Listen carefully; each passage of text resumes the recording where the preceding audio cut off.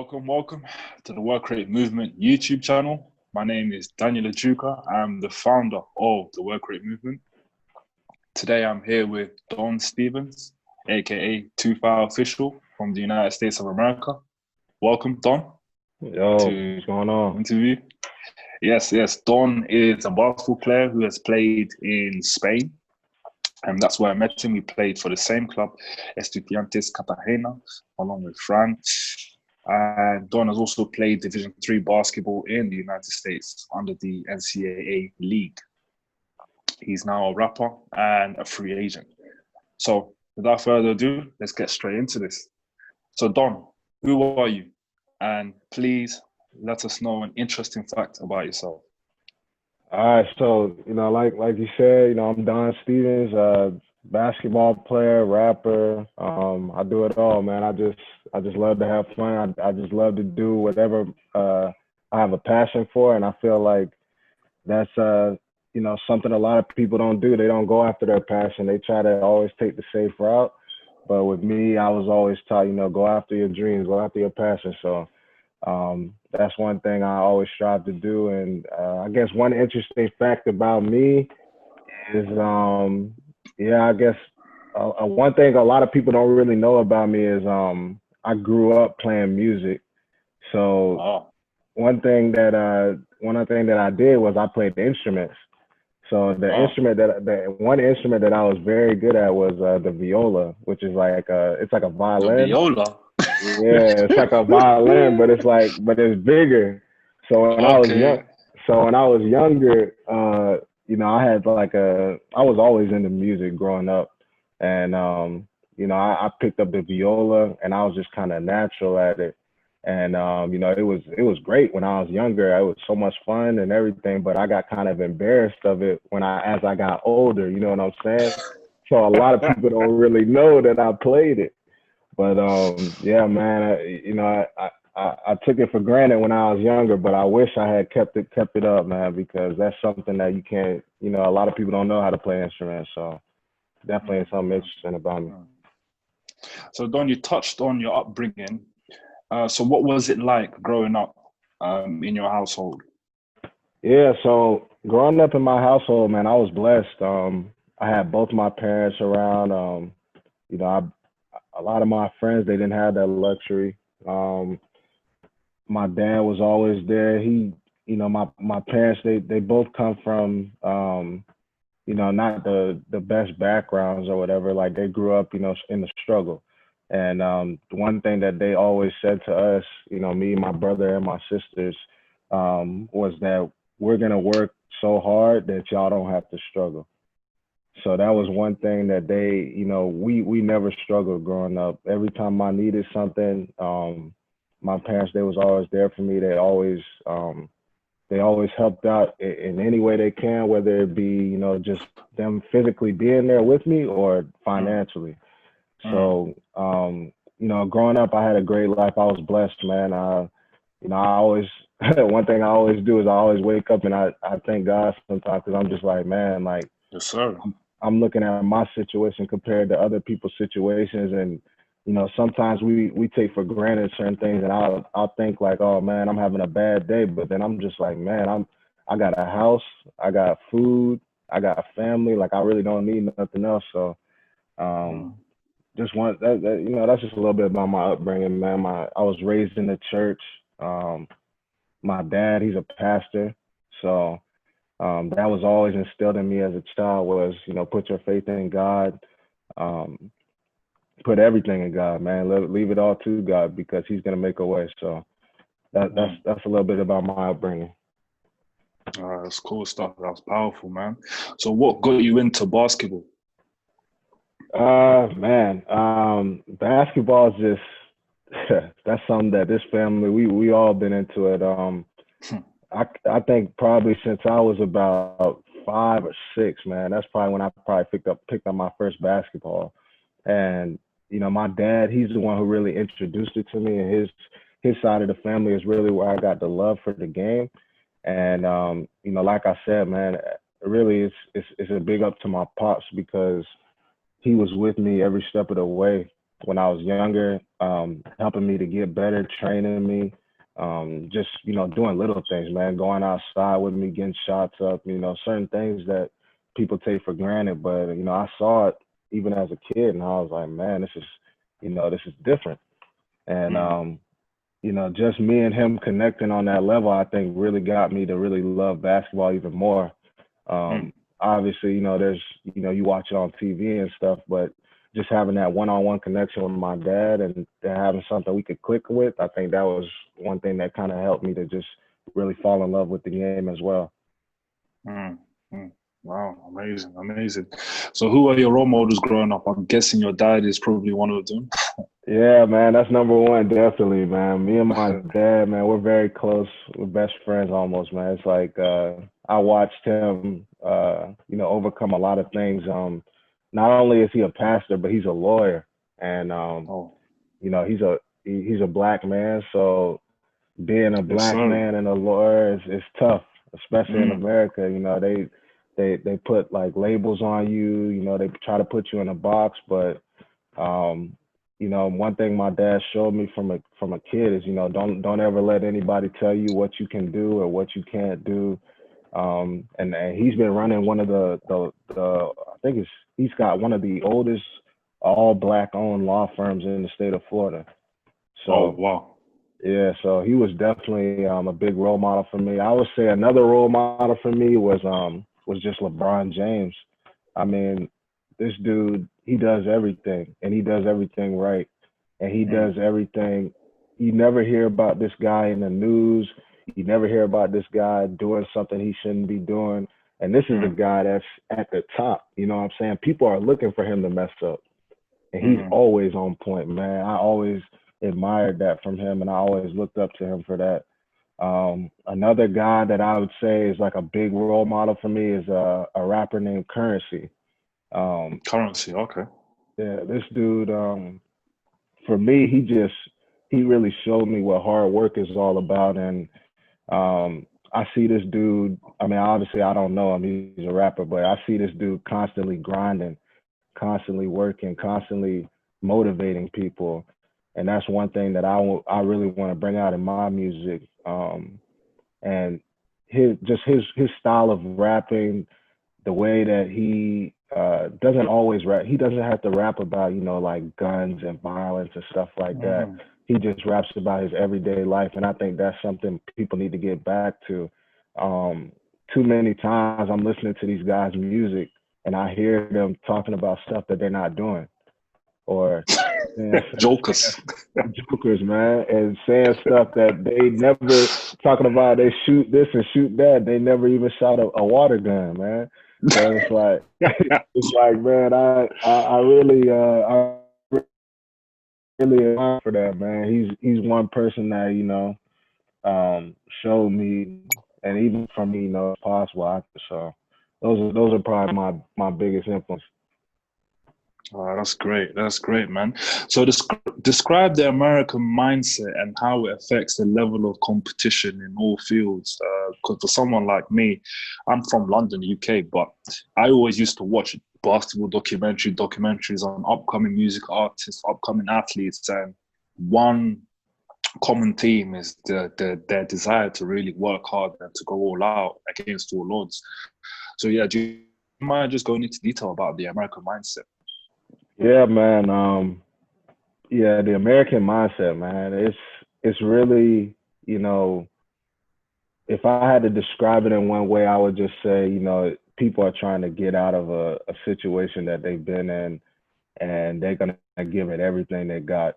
Most of the people that you see, as far as like athletes and even rappers, stuff like that, they grew up in terrible conditions. They grew up in horrible conditions. I mean, they've seen things that most people don't see, and they see it every day. They see people get killed. They see people get robbed. They see all these different things, and I really think that kind of just pushes people and motivates people to do that extra to get out, because nobody wants to be in a situation like that their whole lives. Nobody wants to be fearing for their lives. Nobody wants to be living on food stamps. Like, money ain't everything, but you need money to survive. You know what I'm saying?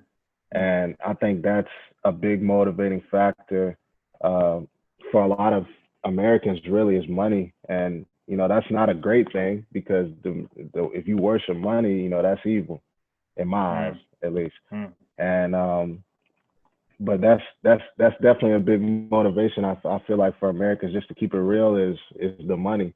And a lot of people, they chase after that money. They do whatever for the money.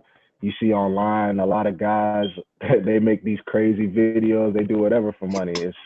It's just that's just what it is, man. That's the mm, currency we living off. So mm, um, I feel like a lot of people in America they trying to chase a buck, mm, and in order to chase that buck, you got to put in that extra work because, like you mm, said, not everybody can just go anywhere. Not everybody can just do anything. It's those guys that put in that extra work that get to where they want to go. So I would just say the American mindset is, you know, get out of your prior situation, get to where you want to go. That would be my take on it. It's a powerful mindset, and I feel like us British guys, we learn a lot from you guys, and there's a lot we should be taking from you guys.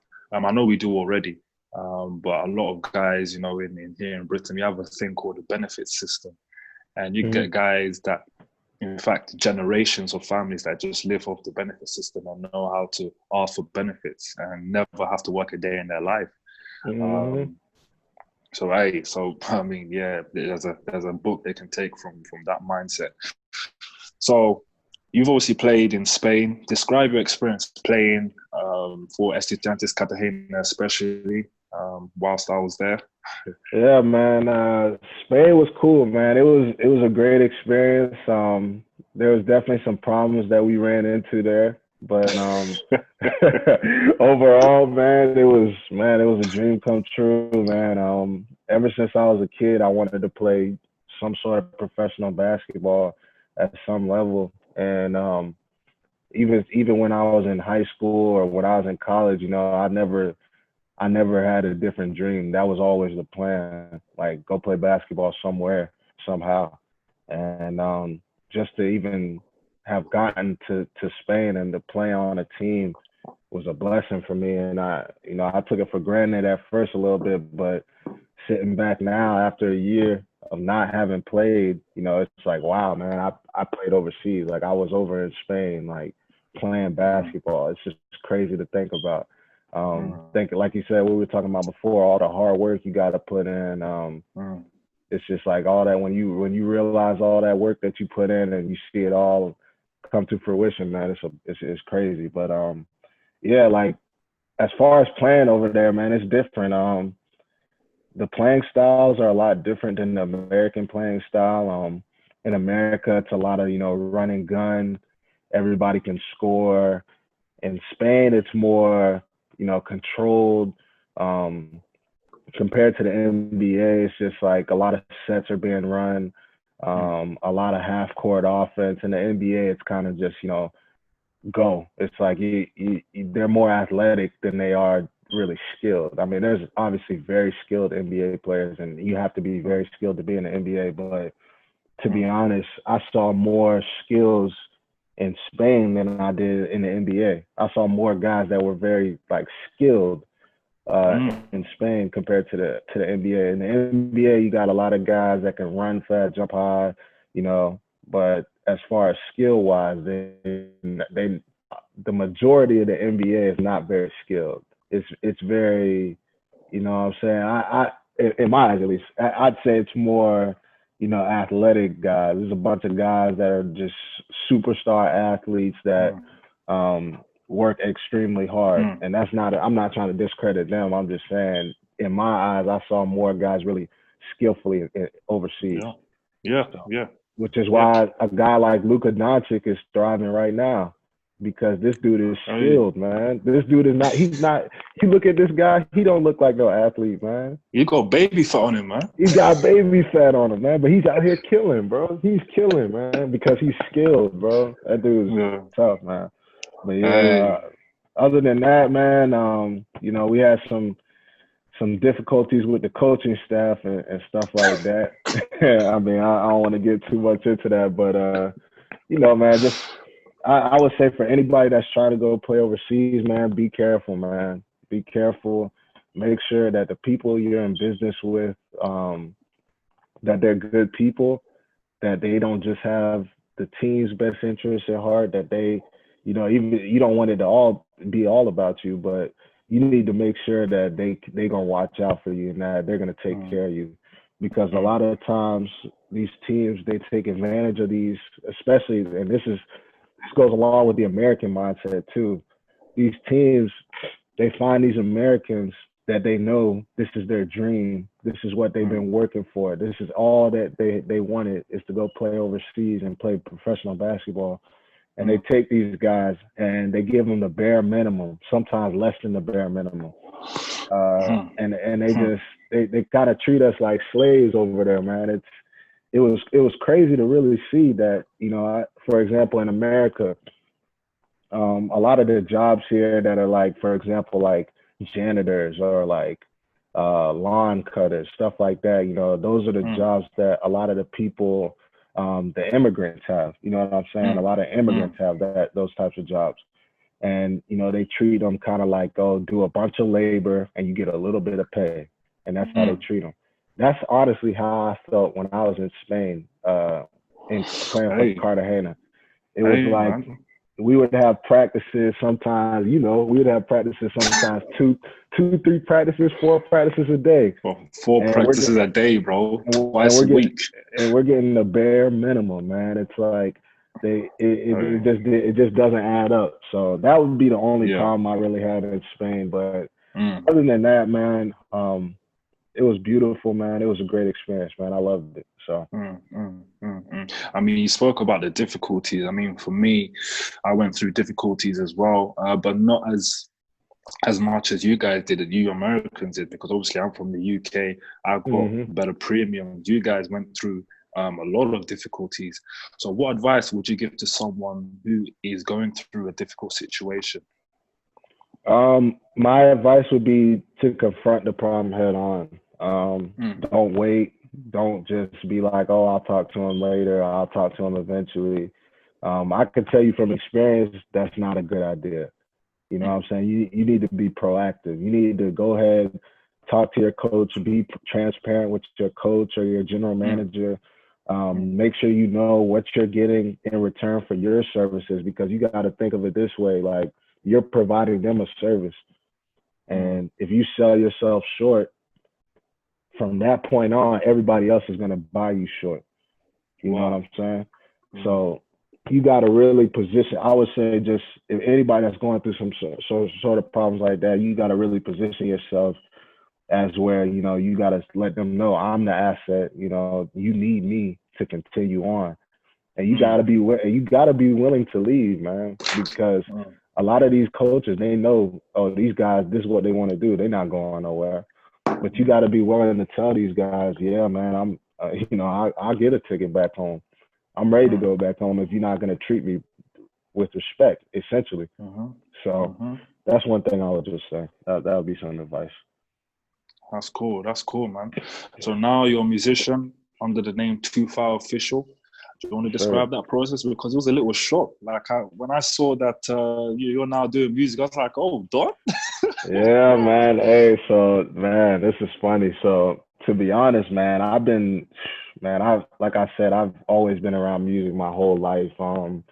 Even since a kid, just even in the church growing up, I can remember like my parents being in the choir.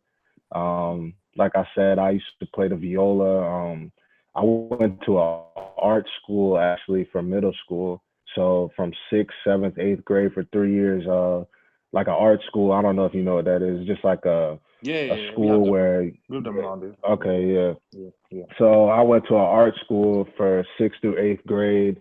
Then I kind of like, I was more focused on basketball after that. After middle, like once I hit high school, I was really like full throttle basketball. So I didn't want to do music as much anymore because it was like taking up too much time, because it's like as a musician, you got to be very dedicated as well. And so eventually I stopped playing, and I would just like freestyle a little bit with my friends, but nothing too serious. Like I knew I wasn't very good back then. And it really started my first year playing overseas in Spain. We would have like practices and stuff, and I would just have a lot of downtime, like a lot of free time, just in my This is your room previous doing. club, yeah? Yep, this is my previous club, just doing nothing. And so one day I was just, on YouTube looking up some beats, just having a good time, and I just started writing, and that just continued for like 2 years. And even when we got to Cartagena, I was rapping that whole time too. I just ain't tell nobody. I was in the room, bro. I used to be in the room constantly. Like people used to think, oh, this dude in there playing games, watching TV, bro. I was in my room writing raps, bro, in there Hey, getting that's it what's in, up. bro. Like even the times when it's funny because I used to even record in there sometimes, but I used to Mm. wait till like the house was empty. So like you would be gone, Angel, Quentin, all them boys, they'll be out the door. Like Diego wouldn't be there. I'd be like, all right, let me make sure I get it nice and quiet. Cause bro, to be honest, I was embarrassed. Like Mm. when I first started rapping because I didn't think I was that good or but it's like anything else, man. It just takes practice. If you want something bad enough, you're gonna work hard for it. And bro, I've been working hard for my music, man. This is like my next this is the next step for me, man. I feel like, I didn't accomplish every single thing I wanted to do with basketball, Mm. but I definitely am grateful and blessed for what I have accomplished. And I feel like Mm. God's telling me that this is gonna be my next step is to really dive into this music. So Hey, um yeah, man, I've been working, man. I be at the studio working, man. I be in my room working, just focus on this next passion of mine. So that's I mean, like I said, I've been doing this for a couple of years now, on the low mm. low. But this Mm. year I really was like, I had a It's time friend to just come kind of, out. yeah, man. I had a friend. I was still kind of hiding. And one of my friends, I showed him one of my songs one day. He was already rapping, and he was like, I was like, just kind of slipped it in, like, yeah, man, I rap a little bit, but I ain't, trying to throw it off or whatever. And I showed him one of my songs, man, and he was just like, man, like he was like, you talented, bro. He was like, why you not putting none of this out? I'm like, bro, I'm nervous. Like He's like, man, don't worry about all that, man. He's like, you gotta go after what you want. And I said, yeah, you're right. So that's been my new move, man. So Hey, and we're here to support you, man. We'll drop all appreciate the it, man. links down below to your SoundCloud, Spotify, everything, Instagram. So, For sure, and we bro. And wish you all the best with that. for sure, Yeah, go. I got some new music coming out too. Probably definitely next month. I got 2 to 3 singles dropping. One of them is gonna be, like a fun track, just me having fun on the track. Another one's gonna be um really it's gonna be about, all the social justice stuff that's been going on. Mm. And just all the stuff, just my point of view from it as a black man and what I see and what Mm. I'm seeing from the situation. So that's gonna be Mm. another one. And then I got my EP coming out in September. So and that's gonna have about 5 songs on there. So I got some stuff coming, man. I just I've been working, man. So this is my next step. Hey, that's it. That's it. Stay working, bro. For sure, But bro. yeah, Work rate. hey, so that's it, guys. Thank you for watching. It's been a pleasure you watched. Please do like, comment, and subscribe. Thanks for watching, guys, and take care. All right, man.